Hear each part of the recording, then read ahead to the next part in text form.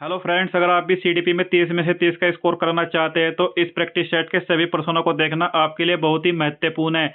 एक भी प्रश्न को स्किप नहीं करना है क्योंकि सीटेट के अंदर सेम टू सेम ऐसे ही क्वेश्चन पूछे जाते हैं। तो दोस्तों, वीडियो को बिल्कुल भी स्किप नहीं करना है, बिना स्किप किए वीडियो को पूरा देखना है। तो दोस्तों, बिना समय बर्बाद किए वीडियो को करते हैं स्टार्ट और देखते हैं अपना पहला प्रश्न आपके सामने है। देखो, क्वेश्चन नंबर 1 क्या कह रहा है। किसी बच्चे की उपलब्धि का आकलन उसके पिछले प्रदर्शन की तुलना में करना किस प्रकार का मूल्यांकन है। दोस्तों, मैं आपको बता देता हूं जी, पिछले वर्ष के साथ उसकी उपलब्धि का मूल्यांकन करते हैं तो दोस्तों उसे प्रगति आधारित मूल्यांकन कहते हैं। तो ऑप्शनों को देखते हैं। मानदंड संदर्भित, यह भी गलत है। ऑप्शन बी मानक संदर्भित, यह भी गलत है। प्रगति आधारित सही है। निर्धारणात्मक, यह भी गलत है। तो option number C is the correct answer. बढ़ते हैं क्वेश्चन नंबर 2 की तरफ। क्वेश्चन नंबर 2 आपके सामने है। यदि शिक्षक बच्चों को एक ही प्रश्न के कई संभावित उत्तर खोजने के लिए कहता है तो वह किसे बढ़ावा दे रहा है। बताओ भाई, किसे बढ़ावा दे रहा है एक शिक्षक।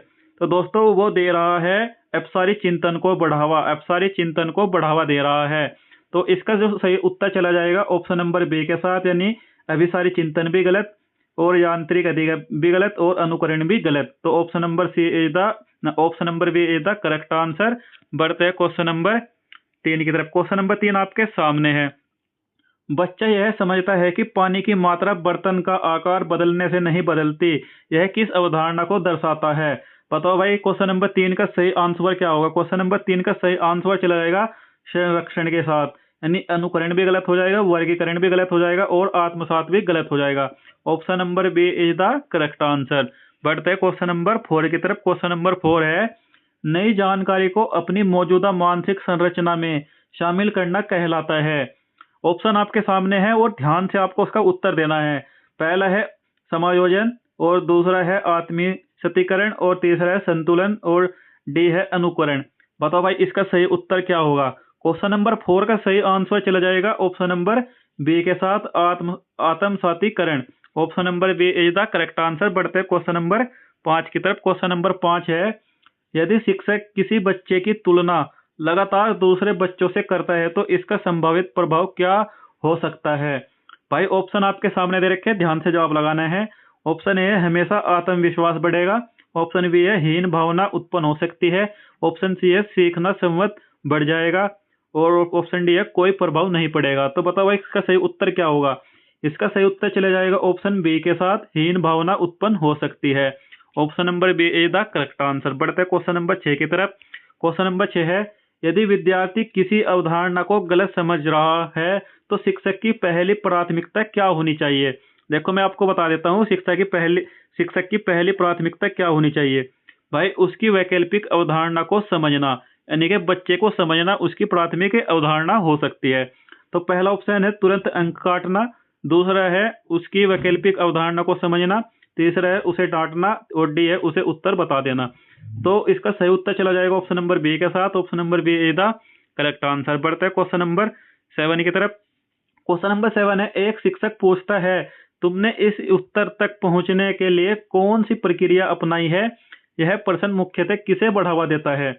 जब कोई शिक्षक किसी से प्रश्न पूछता है और कहता है कि आपने कौन सी प्रक्रिया अपनाई है, तो उसके लिए सही उत्तर क्या हो जाएगा, मैं बताता हूँ। तो क्वेश्चन नंबर 7 का जो सही उत्तर है वो देखते हैं। पहला है रटने को, दूसरा है मेटाकोग्निटिव को, और तीसरा है अनुकरण को, और डी है केवल स्मृति को। तो इसका सही उत्तर चला जाएगा ऑप्शन नंबर बी के साथ, मेटाकोग्निटिव सोच को। Option number B is the correct answer. बढ़ते हैं क्वेश्चन नंबर 8 की तरफ। क्वेश्चन नंबर 8 है। एक विद्यार्थी किसी विषय में बहुत अच्छा है लेकिन दूसरे विषय में कठिनाई महसूस करता है, शिक्षक को क्या निष्कर्ष निकालना चाहिए। तो दोस्तों, वेरी वेरी इंपॉर्टेंट क्वेश्चन है, नोट कर लेना, सेम टू सेम सीटेट में ऐसे देखने को मिलेंगे। तो क्वेश्चन नंबर 8 का जो सही आंसर जाने वाला है वो देखते हैं। उसकी बुद्धि कम है, सभी बच्चों की क्षमताएं अलग अलग हो सकती है, वह पढ़ना नहीं चाहता है, उसे कक्षा बदल लेनी चाहिए। तो इसका सही उत्तर चला जाएगा ऑप्शन नंबर बी के साथ, सभी बच्चों की क्षमताएं अलग अलग हो सकती है। Option number B is the correct answer. बढ़ते हैं क्वेश्चन नंबर 9 की तरफ। क्वेश्चन नंबर 9 है। एक शिक्षक विद्यार्थियों को स्थानीय बाजार का सर्वेक्षण करवाकर गणित में आंकड़ों का विश्लेषण करवाता है, यह किस दृष्टिकोण का उदाहरण है। दोस्तों, एक शिक्षक जब बच्चे को स्थानीय बाजार का या सर्वेक्षण कराकर गणित में आंकड़ों का विश्लेषण करवाता है, उसे क्या बोलते हैं हम? उसे बोलते हैं संदर्भित एवं अनुभवात्मक अधिगम। तो दोस्तों ऑप्शन आपके सामने दे रखे हैं, इसका ऑप्शन नंबर बी इसका करेक्ट आंसर हो जाएगा। केवल व्याख्या विधि ये भी गलत हो जाएगा, यांत्रिक अधिगम ये भी गलत, और केवल अनुकरण ये भी गलत हो जाएगा। बढ़ते हैं क्वेश्चन नंबर 10 की तरफ। दोस्तों क्वेश्चन नंबर 10 स्टार्ट करने से पहले आपसे एक रिक्वेस्ट है, अगर आप हमारे चैनल पर नए हैं तो चैनल को अभी के अभी सब्सक्राइब कर लो। तो क्वेश्चन नंबर 10 है, किसी वास्तविक जीवन की समस्या को हल करने के लिए विद्यार्थी अपने पूर्व ज्ञान का उपयोग करता है, यह किसका उदाहरण है? बताओ भाई क्वेश्चन नंबर 10 का सही आंसर किसके साथ जा रहा है? ऑप्शन ए है अधिगम का स्थानांतरण, ऑप्शन बी है दंड, ऑप्शन सी है अनुबंधन, ऑप्शन डी है केवल स्मरण। तो बताओ भाई क्वेश्चन नंबर 10 का सही आंसर क्या होगा? तो इसका सही आंसर चला जाएगा अधिगम का स्थानांतरण। तो option number A the correct answer. बढ़ते हैं क्वेश्चन नंबर 11 की तरफ। क्वेश्चन नंबर 11 है, शारीरिक दंड के संबंध में शिक्षक का उचित दृष्टिकोण क्या होना चाहिए? भाई अगर कोई बच्चा मतलब शारीरिक रूप से मतलब कोई गलती करता है तो उसे एक शिक्षक क्या करेगा? शारीरिक रूप से दंड करेगा। तो अब देखते हैं ऑप्शन नंबर 11 का सही जवाब क्या होगा। क्वेश्चन नंबर 11 का सही जवाब चला जाएगा, यह अनुशासन का अच्छा तरीका है, इसका प्रयोग कभी कभी किया जा सकता है, इससे बचना चाहिए और सकारात्मक अनुशासन अपनाना चाहिए, केवल कमजोर बच्चे को दंड देना चाहिए। नहीं भाई, किसी भी बच्चे को दंड नहीं देना चाहिए, कमजोर हो चाहे वो मतलब ताकतवर हो। तो इसका जो सही उत्तर चला जाएगा ऑप्शन नंबर सी के साथ, इससे बचना चाहिए और सकारात्मक अनुशासन अपनाना चाहिए। Option number C is the correct answer. बढ़ते हैं क्वेश्चन नंबर 12 की तरफ। क्वेश्चन नंबर 12 है, यदि विद्यार्थी किसी उत्तर के पक्ष और विपक्ष में तर्क देता है तो वह किस कौशल का प्रदर्शन कर रहा है? ऑप्शन आपके सामने है और बड़े ही आसानी से आपको इसका जवाब देना है। ऑप्शन है तर्कपूर्ण चिंतन, ऑप्शन बी है अनुकरण, ऑप्शन सी है यांत्रिक स्मरण, और ऑप्शन डी है केवल अवलोकन। बताओ भाई इसका सही जवाब क्या होगा? इसका सही जवाब चला जाएगा ऑप्शन नंबर ए के साथ, क्योंकि जब विद्यार्थी उत्तर के पक्ष में तर्क देता है तो वो क्या करता है? तर्क करता है और चिंतन करता है, यानी कि उसके बारे में सोचता है फिर उसका जवाब देता है। तो option number A is the correct answer. बढ़ते हैं क्वेश्चन नंबर 13 की तरफ। क्वेश्चन नंबर 13 है, किसी बच्चे को किसी अवधारणा को समझने में कठिनाई हो रही है, शिक्षक का सबसे उपयुक्त कदम क्या होगा? देखो भाई, अगर किसी बच्चे को सीखने में कठिनाई हो रही तो शिक्षक क्या करेगा? मैं बताता हूँ आपको। शिक्षक क्या करेगा? अलग अलग उदाहरणों से बच्चे को समझाने की कोशिश करेगा। ठीक है, अब ऑप्शन देखते हैं। उसे उत्तर रटने के लिए कहेगा नहीं, अवधारणा को अलग अलग उदाहरणों से समझाना यह सही हो सकता है, उसे कम अंक देना यह भी नहीं होगा, उसे अन्य बच्चों से अलग करना यह भी नहीं होगा। तो इसका सही उत्तर चला जाएगा ऑप्शन नंबर बी के साथ। Option number B is the correct answer. बढ़ते हैं क्वेश्चन नंबर 14 की तरफ। श्रवण हानि के संदर्भ में निम्नलिखित में से कौन सा कथन सही है? देखो मैं आपको बता देता हूँ श्रवण हानि क्या होता है। श्रवण हानि होता है सुनना। अब उसने पूछा है सुनना हानि के संदर्भ में निम्नलिखित में कौन सा कथन सही होगा। तो बताइए क्वेश्चन नंबर 14 का सही आंसर किसके साथ जा रहा है, वो देखते हैं। ऑप्शन ए है, श्रवण हानि बच्चे के प्रभावी ढंग से संवाद करने की क्षमता को प्रभावित कर सकती है। श्रवण बाधित सभी बच्चों को संवाद करने के लिए सांकेतिक भाषा का उपयोग करने की आवश्यकता है। बच्चे के पास तेज आवाज करके बच्चे की श्रवण क्षमता में कमी का विश्वसनीय परीक्षण किया जा सकता है। श्रवण हानि हमेशा कान की शारीरिक समस्या के कारण होती है। नहीं भाई, तो इसका सही आंसर चला जाएगा ऑप्शन नंबर ए के साथ। श्रवण हानि बच्चे की प्रभावी ढंग से संवाद करने की क्षमता को प्रभावित कर सकती है। तो option number A is the correct answer. बढ़ते हैं क्वेश्चन नंबर 15 की तरफ। क्वेश्चन नंबर 15 है, विभिन्न लिंगों के व्यवहार के बारे में पूर्व कल्पित सामान्यीकरण को क्या कहा जाता है? बताओ भाई विभिन्न लिंगों के व्यवहार के बारे में। तो बताइए क्वेश्चन नंबर 15 का सही आंसर किसके साथ जाने वाला है? ऑप्शन ए है लिंग वर्गीकरण, ऑप्शन बी है लिंग संबंधी रूढ़िवादिता, ऑप्शन सी है लिंग भेद, ऑप्शन डी है लिंग पहचान। तो इसका सही आंसर चला जाएगा ऑप्शन नंबर बी के साथ, लिंग संबंधी रूढ़िवादिता। Option number B is the correct answer. बढ़ते हैं क्वेश्चन नंबर 16 की तरफ। क्वेश्चन नंबर 16 है, सुजाता नृत्य प्रतियोगिता में उत्साहपूर्वक भाग लेती है केवल इसलिए क्योंकि वह नगद प्रथम पुरस्कार जीतना चाहती है। सुजाता है, बताओ भाई सुजाता क्या है?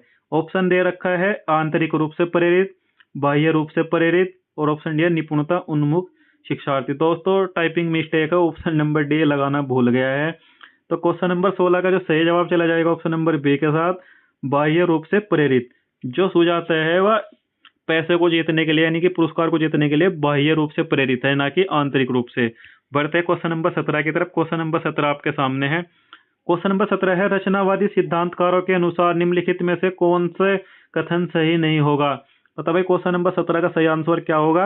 ऑप्शन है, ज्ञान व्यक्तिपरक होता है, शिक्षार्थी अपने सामाजिक और सांस्कृतिक संदर्भ में ज्ञान का निर्माण करते हैं, प्रभावी अधिगम सुनिश्चित करने के लिए शिक्षार्थियों को बाह्य रूप से प्रेरित होना आवश्यक है, ज्ञान बहुलवादी और बहुआयामी होता है। तो इसका सही आंसर चला जाएगा ऑप्शन नंबर सी के साथ। Option number C is the correct answer. बढ़ते हैं क्वेश्चन नंबर 18 की तरफ। क्वेश्चन नंबर 18 है, समावेशन को निम्नलिखित तरीकों से बढ़ावा दिया जाना चाहिए। तो दोस्तों ऑप्शन देखते हैं, लचीला पाठ्यक्रम भी होना चाहिए, सहयोगात्मक अधिगम भी होना चाहिए, और प्रतीक और लेवलिंग ये नहीं होना चाहिए। भाई लेवलिंग का कोई मतलब नहीं, क्योंकि समावेशन एक समान शिक्षा का उदाहरण है। भवन सुलभता भी होना चाहिए, ये भी सही है। तो इसका सही उत्तर चला जाएगा ऑप्शन नंबर डी के साथ। सॉरी दोस्तों, टाइपिंग में मिस्टेक है, तो option number D is the correct answer. बढ़ते हैं क्वेश्चन नंबर 19 की तरफ। क्वेश्चन नंबर 19 आपके सामने है, सीखने के संबंध में निम्नलिखित में से कौन सा कथन सही नहीं है। आपको जो कथन सही नहीं है वो बताना है। तो ऑप्शन आपके सामने है, सामाजिक क्रिया द्वारा अधिगम सुगम होता है, अधिगम एक प्रक्रिया के बजाय एक उत्पाद के रूप में है, सीखना शिक्षार्थियों के पूर्व ज्ञान पर निर्भर करता है, सीखने का तात्पर्य पूर्व निर्धारित और वैचारिक योजनाओं का पुनर्गठन है। तो बता भाई इसका सही आंसर किसके साथ जा रहा है। ऑप्शन नंबर बी के साथ, अधिगम एक प्रक्रिया के बजाय एक उत्पाद के रूप में है। Option number B is the correct answer. बढ़ते हैं क्वेश्चन नंबर 20 की तरफ। नंबर 20 स्टार्ट करने से पहले आपसे एक ही रिक्वेस्ट है, अगर आप हमारे चैनल पर नए हैं तो चैनल को अभी के अभी सब्सक्राइब करके रख लो, क्योंकि हम इस चैनल पर डेली सीटेट के सभी प्रकार के प्रैक्टिस सेट को अपलोड करते रहते हैं। तो क्वेश्चन नंबर 20 देखते हैं, निम्नलिखित में से कौन सी सार्थक सीखने के लिए एक प्रभावी स्मृति तकनीक नहीं है। तो स्मृति तकनीक बतानी जो सीखने के लिए नहीं है। ऑप्शन ए है, विस्तृत पूर्वाभ्यास, रटने का पूर्वाभ्यास, स्मरणात्मक तकनीकें, अवधारणा मानचित्र। तो इसका सही आंसर चला जाएगा ऑप्शन नंबर बी के साथ, रटने का पूर्वाभास। भाई रटने का तो कोई सवाल ही पैदा नहीं होता, ठीक है। बढ़ते क्वेश्चन नंबर 21 की तरफ। क्वेश्चन नंबर 21 है, निम्नलिखित में से किसने सामान्य बुद्धि की अवधारणा की आलोचना की और बुद्धि का एक वैकल्पिक सिद्धांत प्रस्तावित किया। तो आपके सामने ऑप्शन दे रखे हैं, जीन पियाजे, हार्वर्ड गार्डनर, लेव वाइगोस्की, चार्ल्स स्पीयरमैन। तो इसका जो सही आंसर चला जाएगा ऑप्शन नंबर बी के साथ, हार्वर्ड गार्डनर। जो बुद्धि का एक वैकल्पिक सिद्धांत दिया वो हार्वर्ड गार्डनर ने दिया, यानी कि option number B is the correct answer. बढ़ते हैं क्वेश्चन नंबर 22 की तरफ। क्वेश्चन नंबर 22 है, लॉरेंस कोहलबर्ग ने बच्चों के नैतिक विकास का अध्ययन करने के लिए किस विधि का प्रयोग किया। ऑप्शन दे रखे आपके सामने, प्रयोग विधि का प्रयोग किया, मात्रात्मक अनुसंधान दृष्टिकोण का प्रयोग किया, बच्चों के सामने नैतिक दुविधाएं प्रस्तुत करना और उनकी प्रक्रियाओं का विश्लेषण करना, खेल के दौरान बच्चों का अवलोकन करना। तो इसका सही आंसर किसके साथ जाएगा। ऑप्शन नंबर सी के साथ, बच्चों के सामने नैतिक दुविधाएं प्रस्तुत करना और उनकी प्रतिक्रियाओं का विश्लेषण करना। Option number C is the correct answer. बढ़ते हैं क्वेश्चन नंबर 23 की तरफ। क्वेश्चन नंबर 23 है, डिसलेक्सिया से जूझ रहे छात्रों को पढ़ना सिखाया जा सकता है। अब बताओ भाई डिसलेक्सिया क्या होता है। सबसे पहले आपको डिसलेक्सिया के बारे में पता होना चाहिए। डिसलेक्सिया होता क्या है मैं बताता हूँ आपको। व्यवस्थित ध्यानात्मक परीक्षण के माध्यम से, तो ये तो होगा इसका सीखने का कारण। अब इसका जो ऑप्शन देखते हैं, कंडीशनिंग के साचार्य विधि के माध्यम से, व्यवस्थित ध्यानात्मक परीक्षण के माध्यम से, उच्च स्तरीय पठन सामग्री उपलब्ध कराकर, लंबे और जटिल अनुच्छेद देकर। तो इसका सही उत्तर चला जाएगा ऑप्शन नंबर बी के साथ। Option number B is the correct answer. बढ़ता है क्वेश्चन नंबर 23 की तरफ। क्वेश्चन नंबर 23 है, निम्नलिखित में से कौन सी कक्षा में प्रभावी प्रतिक्रिया की विशेषता है। तो आपको बताना है कौन सी कक्षा में प्रभावी प्रतिक्रिया की विशेषता है। ऑप्शन है, यह कार्य के अंत में ही दिया जाता है, यह व्यापक और सामान्य होता है, यह केवल परिमाणों पर केंद्रित होता है, यह समायोजित और विशिष्ट होता है। तो इसका सही आंसर चला जाएगा ऑप्शन नंबर डी के साथ, यह समायोजित और विशिष्ट होता है। Option number D is the correct answer. बढ़ते हैं क्वेश्चन नंबर 25 की तरफ। मनोयौन विकास का अंतिम चरण क्या है। वेरी वेरी इंपॉर्टेंट है, नोट कर लेना है। Same to same CTET exam में ऐसा ही पूछा जाएगा और आप कहोगे सही सर काश हम पढ़ लेते।